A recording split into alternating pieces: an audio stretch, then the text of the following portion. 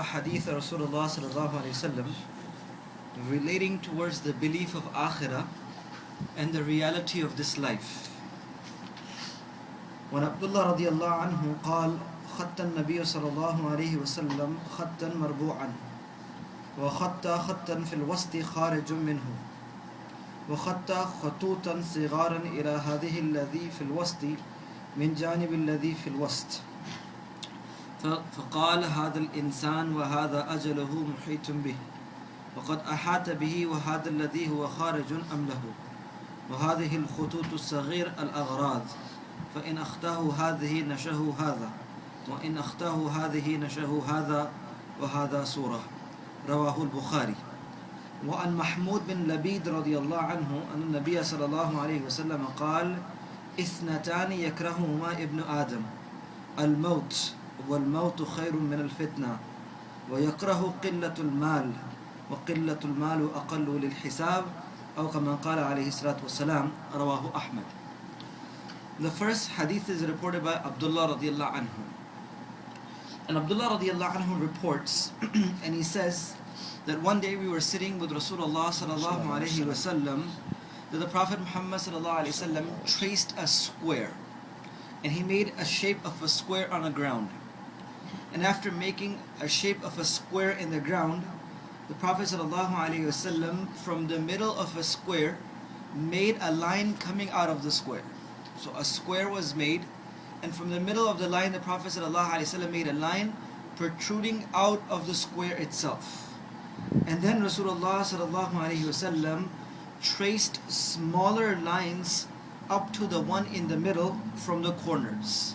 So a square was made, a line was protruding out of it from the middle, and small little lines were made inside the box.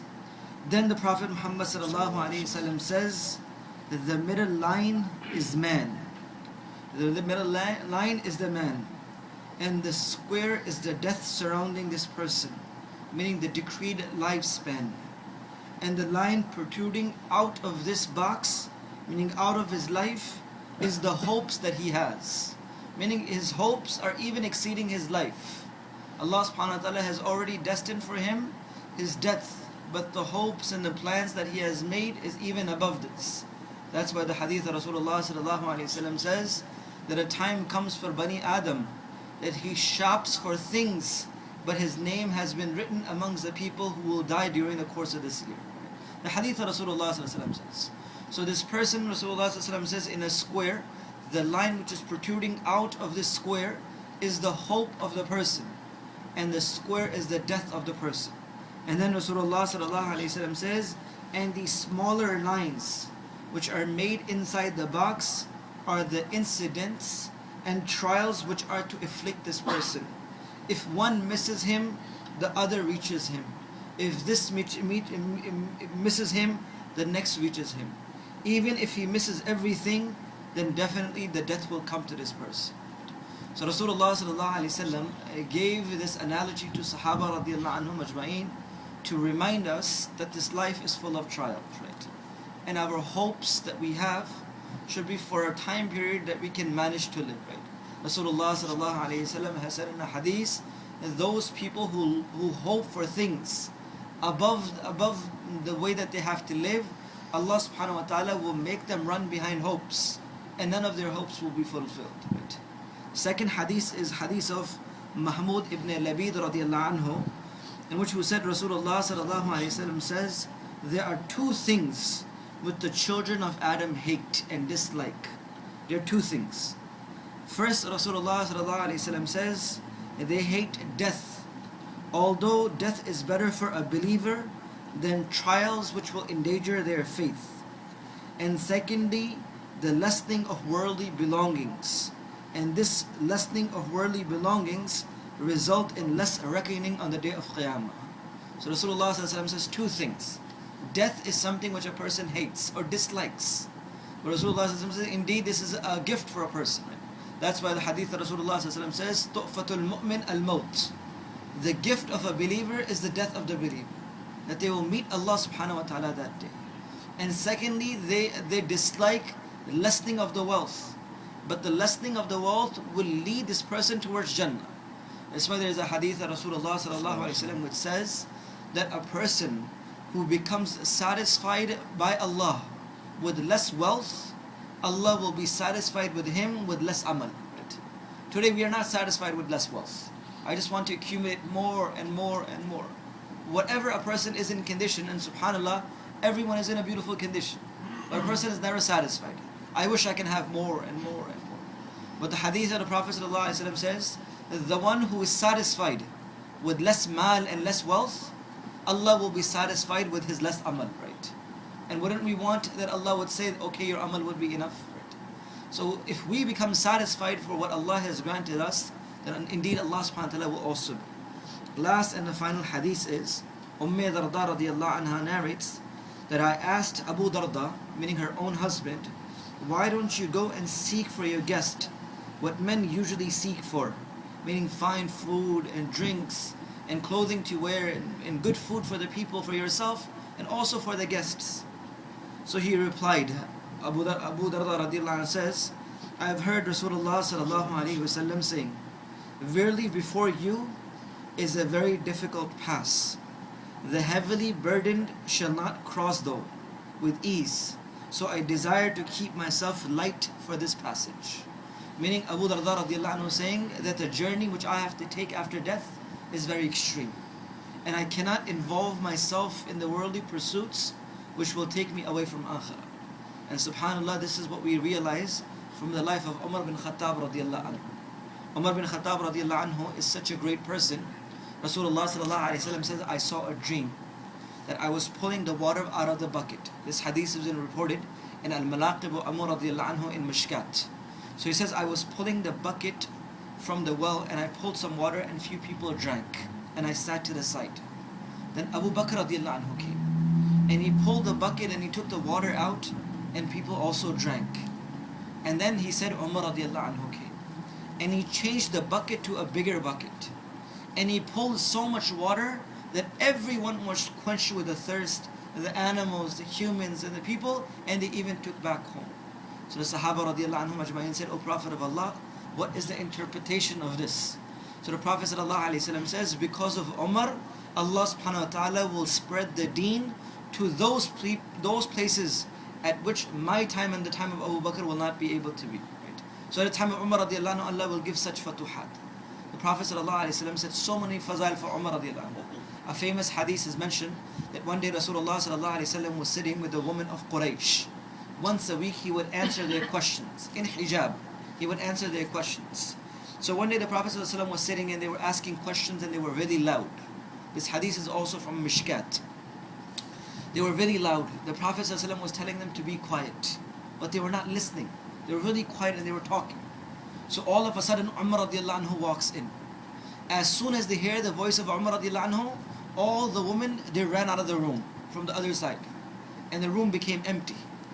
And when Umar radiallahu anhu walked in, the Prophet sallallahu alaihi wasallam was smiling. So Umar radiallahu anhu says, O Prophet of Allah, may Allah keep you smiling. Right? May Allah always keep you smiling, but what is the point? There is no one here and you're smiling. So the Prophet sallallahu alaihi wasallam says, the women of Quraysh were here and they were talking and they were loud. So I was telling them to be quiet, but they weren't listening. So all of a sudden they heard your name, Umar bin Khattab, and they all ran from the other side. So Umar radiallahu anhu at this time, he screamed and says, O the woman of Quraysh, will you destroy yourself being acting like this in front of the Prophet sallallahu alaihi wasallam? You'll destroy yourself doing this in front of the Prophet sallallahu alaihi wasallam. So all of a sudden one of the women from the other side said, O Umar, the Prophet sallallahu alaihi wasallam is nice and polite, and you are rough and tough. That's why we do this to you. So all of a sudden Umar radiallahu anhu was about to answer back. So the Prophet sallallahu alaihi wasallam says, Umar, do not answer back. Jibreel alayhi salam just came to me and told me that whatever way Umar takes, even Iblis has to change his way from that, right? The way which Umar takes, Shaitan cannot even walk from that place. Even Shaitan is scared of the place where Umar walks from. One day Rasulullah sallallahu alaihi wasallam was telling the people about ahwal of qabr. This will happen in qabr. You will be questioned by Munkar and Nakir that who's your Lord, who's your Prophet, what is your religion.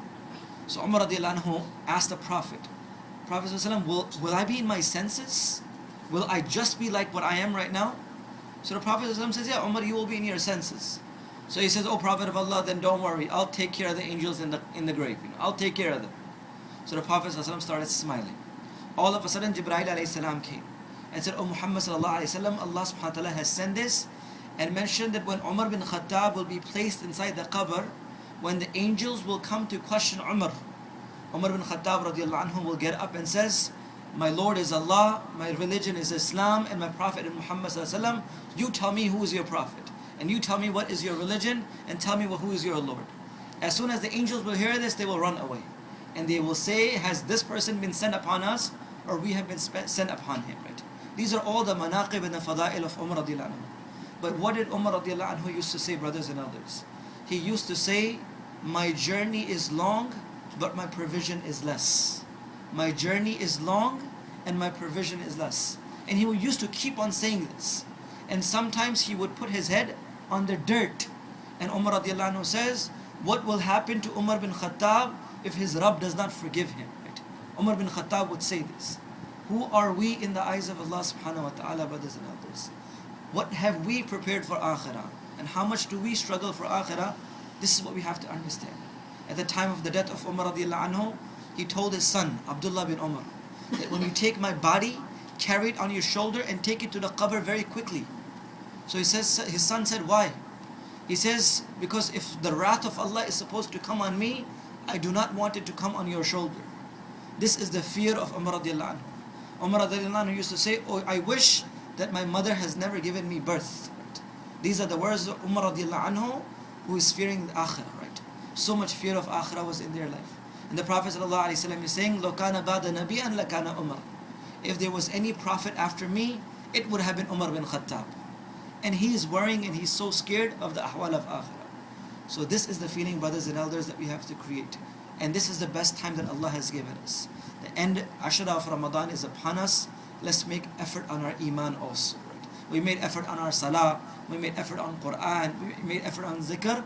We also have to make effort on iman.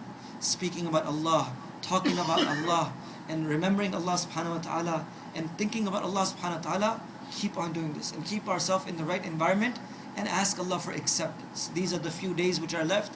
Ask Allah for acceptance. Wallahi, the Allah who can bring us in the masjid in the month of Ramadan can bring us for the rest of our lives also. The one who can make us 5 times punctual on salat can make us do this for the rest of our life also. The one who can give us the ability to leave sins in Ramadan can make us do this for the rest of our lives also. So we just need to intend and ask Allah for the firm intention that, oh Allah, you accept me, you choose me, and you help me. If we do so, inshallah, we can hope from Allah that definitely Allah will help us and will keep us on the right path, inshallah. We ask Allah to give us the ability to practice this in our lives, inshallah. Subhanallah wa bihamdihi, subhanakallahumma wa bihamdik, nashhadu an la ilaha illa anta nastaghfiruka wa natubu.